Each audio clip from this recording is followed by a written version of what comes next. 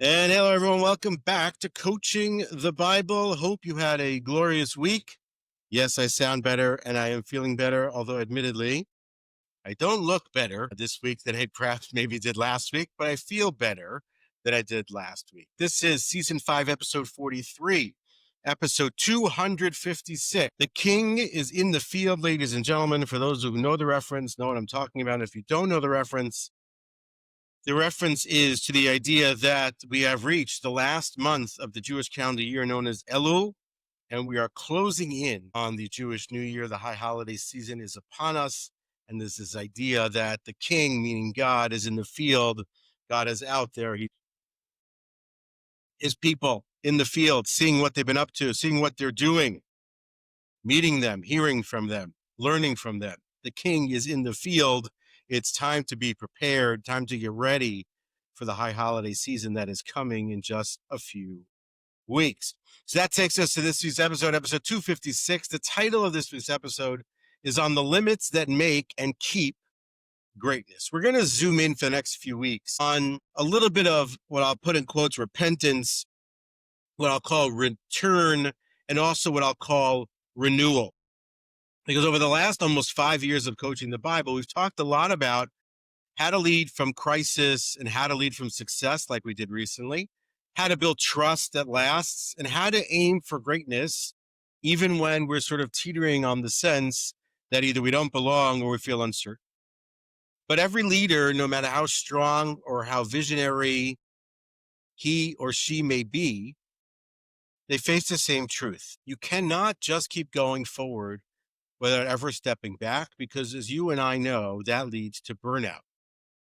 And when we have seasons of success, and they're wonderful, they don't last, and they are not renewable without taking a moment to recharge, to reflect, and to put ourselves in a position to go again. So that's where this comes in. So we're calling it what I'd like to use the term the anatomy. I feel like Nemo in being able to say the word anemone. The anatomy of return, because there's that cough again, because real renewal isn't one big moment. It's a system. And if we know how to prune back what's growing too wild, to repair a little bit what's being neglected, to retell the story a little bit again with some clarity and honesty, and then recommit together, not just as the leader, but as the team, then we have a chance at reestablishing the flywheel that is the success that we want. And it matters because as the holiday season comes in, we've done this. It's an annual season of reset. Who do I want to be? What kind of influence do I want to carry? What do I need to lay down, put aside? And what do I need to pick up again? Because if greatness is the goal, and I think on some level for many, greatness is the goal, or significance is the goal, or meaning is the goal, then I think renewal is part of that rhythm that makes it possible.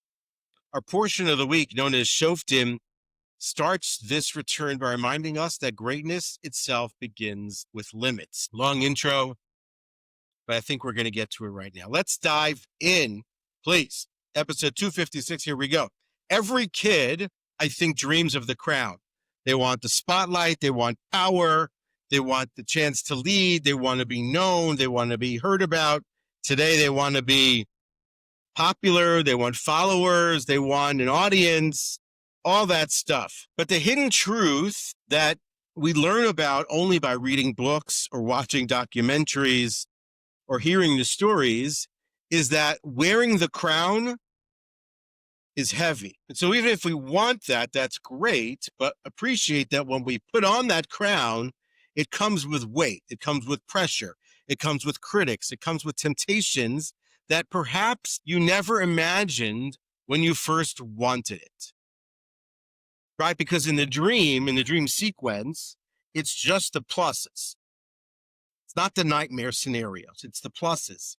It's all the glory that comes with the crown. And so the Bible tells us that you want to place upon yourself a king. On the surface, that sounds amazing. Whether that's communally or nationally, you want to have a king, or personally, you want to make something your king, a king for yourself.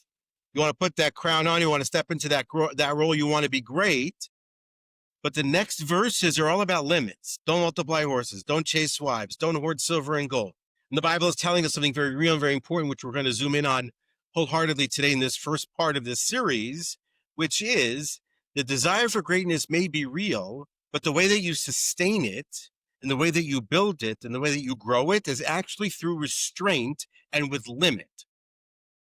And the crown only holds if it rests on boundaries. So let's consider a few questions before we start. You're a leader already, a leader in your home, a leader in your community, a leader in your business, a leader in your friend circle, perhaps even. And do you recognize the weight of the crown that you wear in that space? The responsibilities, the scrutiny, the sacrifices that come with choosing to lead. And maybe if you're looking to lead even more, to lead at a much greater scale. Do you consider for a moment, or have you, the limits that might actually make you stronger? The boundaries that, if implemented and held to, word there in parentheses or in quotes, discipline, might actually enhance your opportunity at greater success and a larger crown, i.e. larger opportunities and larger wins. And on the flip side of that, which of the indulgences or which of the leniences or the weaknesses that are out there are actually quite weakening? Because when we have to put that lens to what we're doing or what we're aspiring to do, cannot simply just focus on I have to do A, B, C, D, and E to win. I have to also think about the X, Y, Z of what not to do, the limits, the commandments not to do as well. And then the largest question that relates to that, of course, is can you accept that discipline and limits are part of what will make you great? Not just the abundance, but the limits as well. I talked once before, a long time ago in Coaching the Bible, about the idea that the Sabbath, there are limiting activities. There are things we cannot do.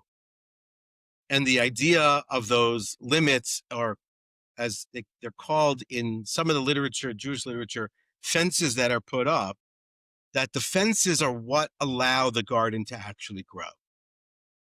Without the fences, then all of the enemies and all of the distractions and all of the problems get in, and that the fences sometimes are to our benefit. And so here's what happens. The Bible tells us in chapter 17 in Deuteronomy, the people have a request to place upon themselves a king. It's a nominal request. It's a legitimate request. It makes sense. We want what other nations have. They have kings. They have leaders. We want to look powerful. We want to play in the same sandbox and be invited to the same leadership conferences as the other nations. We want to stand tall among them. We cannot do that if we don't have a king. But I want to localize this idea and appreciate the language that it's not just about the nation putting upon themselves a king. It's about an individual who wants to put upon himself or herself a crown. I want to wear the crown of success. I want to have the title. I want to have the role. I want the platform. I want the wealth. I want all that comes with it, the celebrity, the power. And so when we normally most often think about it in the abstract, it's about putting a king on the nation, so it's distant from us. But when we localize it, it goes from if we had a king, we'd feel safe, to if I got promoted, then my worries would vanish. If I had the capital, financial wherewithal, I'd have nothing to worry about. I'd have security. And in the large, if we had a king, we'd be respected. And for the individual, it's about visibility and prestige, status. And if it's about the king, then if we had a king, perhaps decisions would be easier because the king would make them. That's outsourcing the responsibility. That the idea that the crown solves complexity rather than actually invite in complexity. Or that the last one, if we had a king, we'd stand taller against our rivals, that the kingship becomes more about dominance and power projection. But the reality of kingship is that it's weight, it's accountability, it's pressure, it's loneliness, it's a target on your back. I remember once listening to an interview of President Obama talking about the limits of being president of the United States, meaning that there are things you can no longer do ever once you step into that role, places you can never go again once you step into that role, the privacies that you might lose once you step into that role. Weight, it's heft. It's not just the office, it's everything that comes with it. So if you're going to step into the role, God says, you need limits to survive it. And so the Bible's wording is very precise. You place it upon yourself. If you want this, fine. Nobody's forcing you. If you want to dream bigger, if you want to chase the crown, if you want to step up, great. You're the one putting the weight on your shoulders. Good.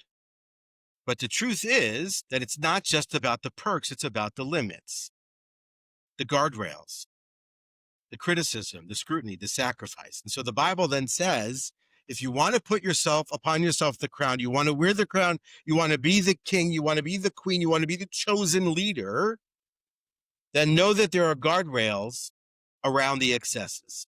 Number one, not too many horses.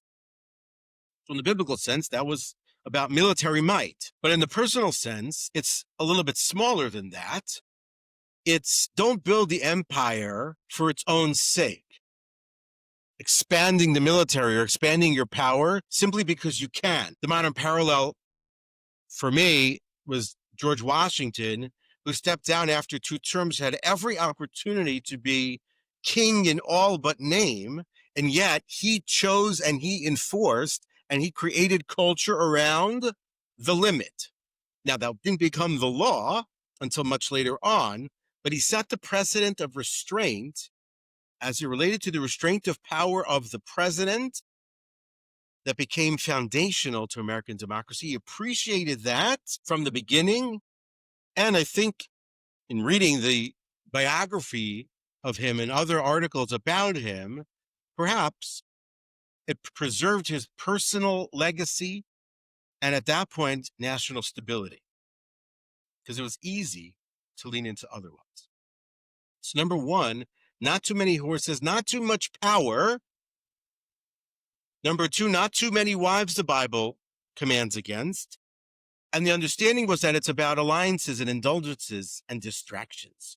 Don't drown in the pleasures or the compromises. Don't multiply wives.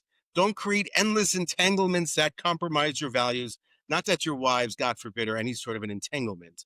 But when you add that as the idea being for alliances or for simply just indulgences because of decadence, because you can, then you're compromising your basic fundamental values. And biblically speaking, we saw this in the guise of King Solomon. A modern parallel of a person who was careful about this as related to business, certainly, even though he had his mistakes and his share of failures. Jeff Bezos, for many years at Amazon, stuck to the core flywheel of what the business was about, which was a customer obsession, low prices, and fast delivery. He often killed ideas that looked great, the shiny new object idea, but if they diluted focus and they were simply just because we're Amazon and because we're big, because we can spend money or waste money, he often said no. He didn't always say no. Like every other one like that, they had their mistakes. So first, again, was the horses. The second is the wives.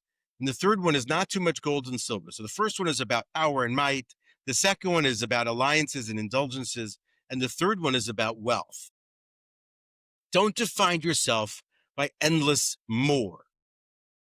Hoarding gold and silver is not a metric that we consider important. And don't let the wealth become the end rather than the means. Having the wealth is a means to a greater end. It's not the end itself. Simply swimming through your money like Scrooge McDuck isn't any sort of a value that we hold dear. The great example is, I may butcher the name, Yvon Chouinard, who was the founder of the company called Patagonia, he gave the company away in 2022 to a trust dedicated to fighting climate change because it wasn't about his own personal wealth or his own personal status. The money was a tool for stewardship. Now, you can agree or disagree about the climate change issue. That's fine. But it's not a crown to sit on by and for itself. These three are not arbitrary bands. They are basically a psychological shield, and each limit cuts off a classic path of excess or hubris before it's allowed to take root. On the flip side, besides the three negative commandments, here's the positive command, which is that the Bible tells us that you as the king must also write for yourself a Bible and study from it every day. This is the thing.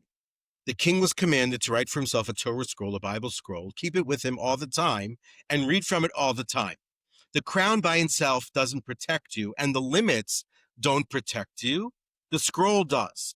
It's a requirement on a day-to-day basis.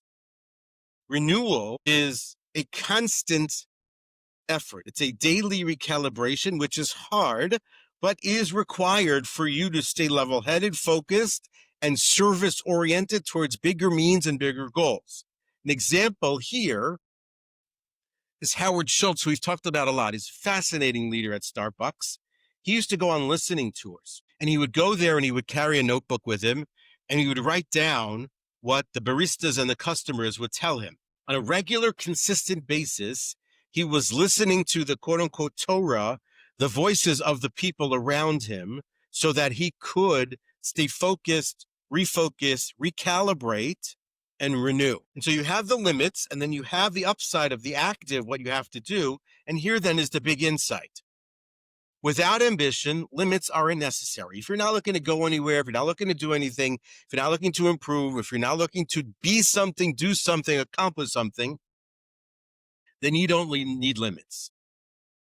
But the moment you decide that you want to, quote unquote, crown yourself with something, you want to be something, you want to do something, not out of the hubris side of it, the excessive pride of it, or the fame side, just on I want to do something, success, leadership, whatever the case may be. The Bible says stop, think, and fence it in. And so the renewal here, and this idea that we're talking about, this idea towards return here, isn't just really the dream bigger part. It's dream, yes, but have anchors. If you want to rise, awesome, but set restraints. Have humility if you want to carry that power. We'll talk more about that in a future episode. And so the underlying appreciation of what's going on here, I may go a little bit long today. Stay with me here. It's important. This is that season, but maybe we need a little bit more time thinking about these things. When we go under the hood and appreciate the psychology of it, of this idea of renewal through limits, of greatness through restraint, three quick principles. Number one is something called the hubris syndrome, which was coined by a gentleman by the name of Lord David Owen, along with psychiatrist Jonathan Davidson in the UK. David Owen was the UK Foreign Secretary at a certain point, but also a neurologist.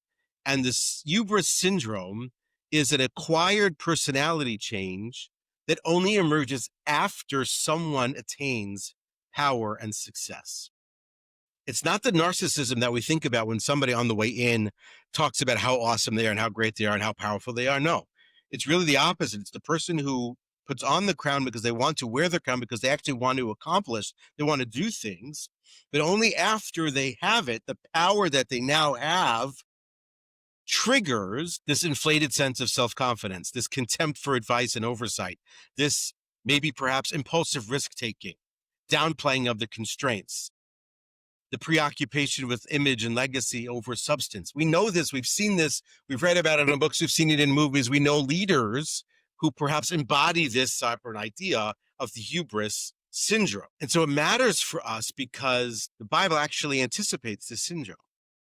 Once you place upon yourself the king, you're stepping into a role whose very nature will invite drift because of all of the trappings that come along with it. So limit the military might, the horses, limit the indulgences and the alliances in the case of the wives, limit the treasures to silver and gold. Those three are what you might call the ancient on-ramps to that modern hubris of domination, distraction, and accumulation. So Lord Owen is warning success distorts the leader, but you can mitigate that. You can do something about that proactively, preemptively, and regularly by putting in restraint. So that's psychology number one. Psychology number two comes from Jim Collins, who many books, but in his book, "And How the Mighty Fall," which was a book he wrote after the economic collapse, 2007, 2008, understanding institutional failure.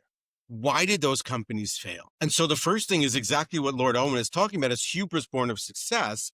Leaders misattribute their success to themselves, and they often forget the discipline that created it. Like, it's super important and regularly important to evaluate the processes by which people got to greatness and not just what they do when they're great, because documenting and emulating and copying and working off of their processes to get to greatness helps you get there. But then secondly, appreciating what they're doing to stay there, very powerful as well. And so How the Mighty Might Fall, stage one, was this hubris born of success. Stage two was an undisciplined pursuit of more, which again goes back to what we talked about before, expanding into arenas that don't fit, growing because you can. That's the indulgences, that's distractions. For them, stage three was denial of risk and peril. Their warning signs were minimized because we got here. And so you see in the idea of what Collins is working on is an appreciation of the patterns of multiple failures in multiply great, formerly great institutions rather than the one-off cause. And so what happens with the Bible is the Bible cuts off these problems before they get there. No multiplying horses. Don't equate greatness with sheer reach of force. It checks off the undisciplined pursuit of more, which he talked about. No multiplying of wives. Don't mortgage the mission for alliances and indulgences. Prevents strategic drift. No multiplying of silver and gold. Don't shift from purpose to accumulation. This is hubris in check. Collins' message rhymes with the Bible, and Collins is saying success distorts the organization. So whereas Owen was talking about the idea of success distorts the leader, here he's talking about the success distorts the organization. And the last psychological principle here is psychologist Dacher Keltner, is a psychologist at UC Berkeley, in something he wrote called The Power Paradox, was how we gain power through empathy and service, but then lose empathy once we have it, unless we actively encounter the drift. It's meaning, what often is the thing that got us to success is often the thing that leads us to drift. In this case, particularly the focus on the way up towards empathy and service is that which erodes once that status has been reached. People then who have power are shown to have reduced empathy capacity or accuracy, once there. That power increases one's action orientation, but more towards risk taking, and you move faster, but with less caution.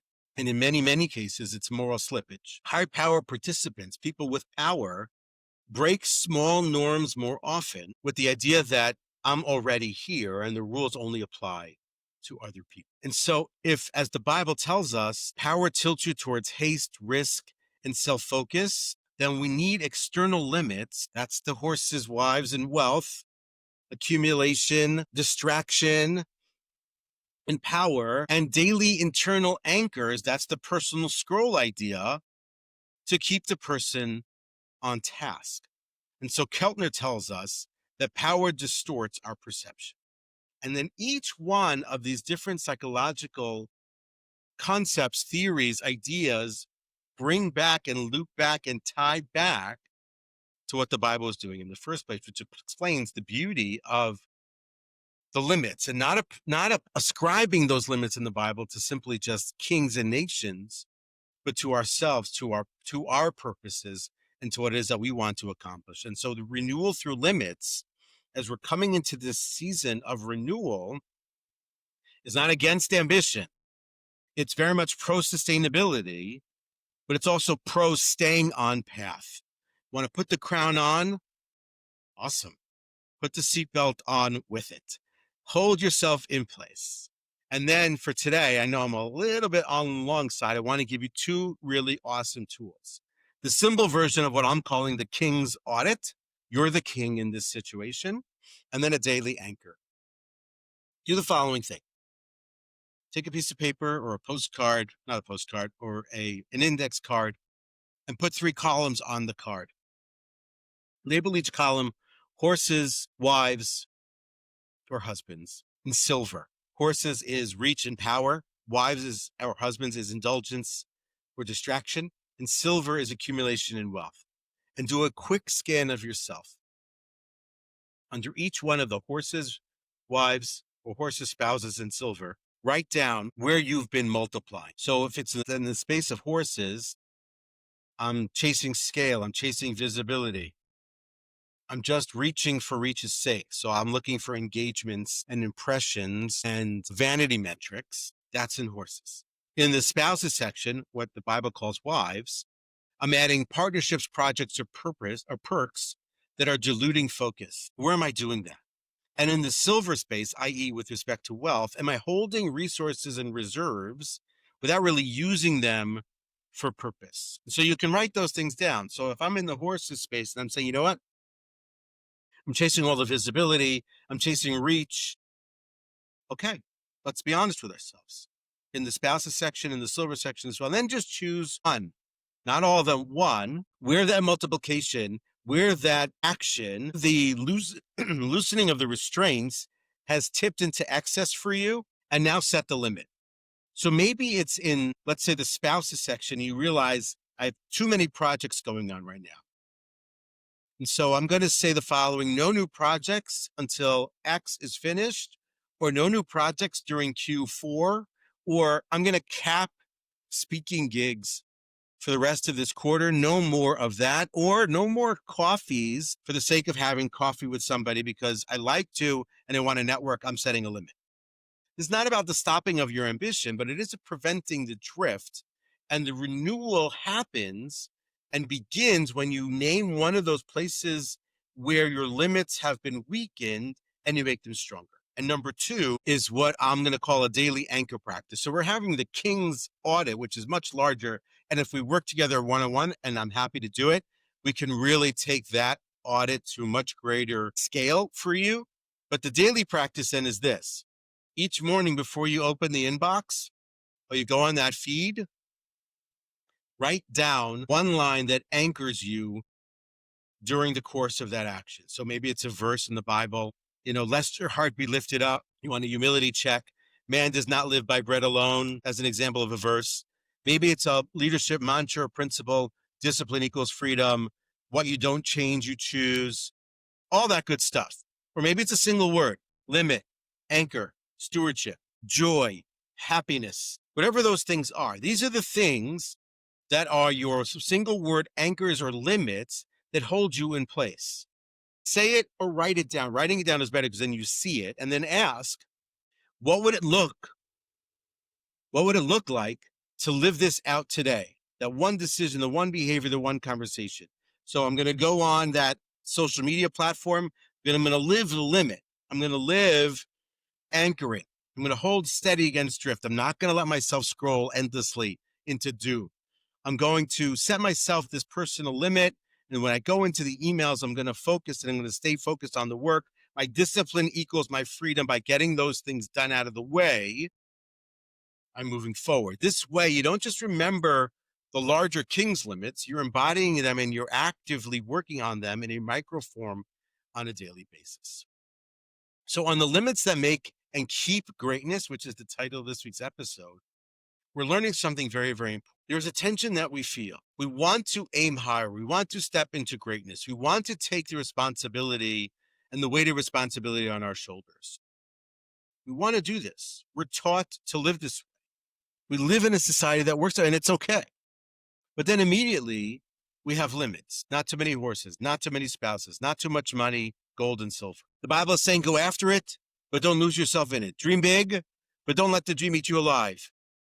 Because being the king in any sense of that isn't about getting more. It's really about carrying more.